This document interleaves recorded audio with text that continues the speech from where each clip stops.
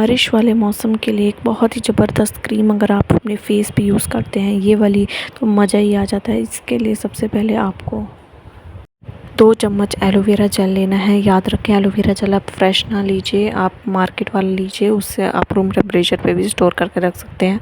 आपको यहाँ पे 1 चम्मच ग्लिसरीन लेनी है और 3 चम्मच आप लोगों को रोज़ वाटर लेना है, फ्रेश रोज़ वाटर जो आप मार्केट वाला भी ले सकते हैं, ताकि आप इसे स्टोर करके रख सकें। तीनों को मिक्स करिए और मज़े से इसको लगाइए, फेस पे मज़ा आ जाएगा। एक्स्ट्रा मॉइस्चर चाहते हैं तो विटामिन ई के 2 से कैप्सूल इस्तेमाल कर सकते हैं आप लोग। 1 कैप्सूल भी लेंगे तो भी चल जाएगा। अच्छे से पूरे फेस पर आप सुबह शाम लगाना शुरू कर दीजिए और ग्लो देखिए कितना अच्छा आता है। Thanks for watching. सब्सक्राइब करें चैनल को।